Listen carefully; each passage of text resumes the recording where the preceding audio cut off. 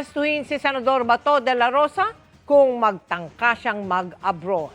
Inisyohan na siya ng Immigration Lookout Bulletin Order ng Department of Justice o DOJ. Nakatutok si JP Soriano. Matapos ang huling tangkang pag-aresto sa kanya nitong Lunes, malaya nang nakagalaw sa Senado si Senador Bato de la Rosa hanggang nung huling sighting sa kanya nitong Miyerkules.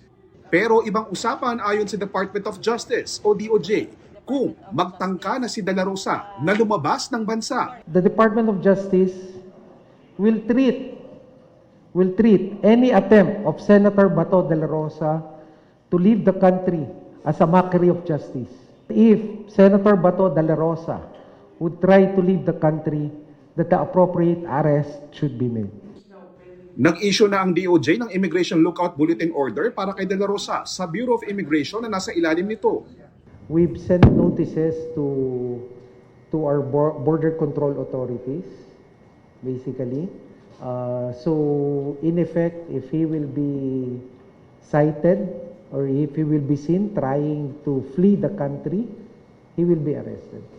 Sabi ng kagawaran sa labas ng mga paliparan ay wala mo nang ikakasang pag-aresto habang hinihintay ang palugit ng Korte Suprema para makapagkomento muna si de la Rosa at ang gobyerno sa petisyon na huwag siyang ipaaresto. Makikinig tayo kung ano sasabihin ng Supreme Court. Kasi yun lang po ang tama. Makinig tayo. Siya po ang inatasan ng ating saligang batas na maging final arbiter ng mga usapin na ganito. So makikinig tayo sa Supreme Court. Gayunman, ibang usapan anya kung magtangka siyang mag-abroad. Hindi naman namin pwedeng pabayaan yung obligasyon ng ating gobyerno. Di ba? Na mapanagot siya.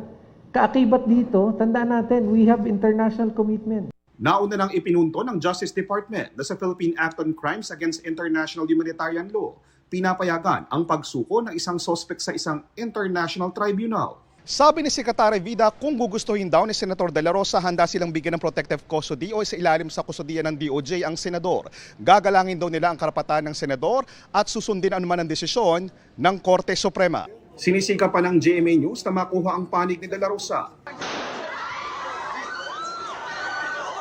Bumuo na rin ang DOJ ng Special Panel of Prosecutors na mag-iimbestiga para sa binubuong kaso kaugnay ng barilan sa Senado.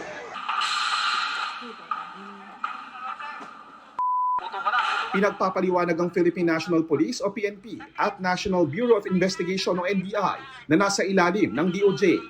Sakop din ang susuriin ang iba pang naganap doon mula May 11 hanggang May 14 nang makaalis si de la Rosa sa Senado.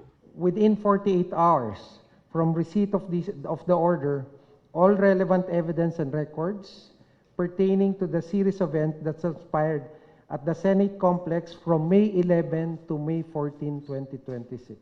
Kaugnay ng apela ni Senate President Alan Peter Cayetano na isuspende rin si NBI Director Melvin Matibag. I don't see any reason why Director Melvin Matibag will be suspended or preventively suspended given the current circumstances. Tiniyak niyang may coordination sa Justice Department ang mga hakbang ng NBI nitong Miyerkules.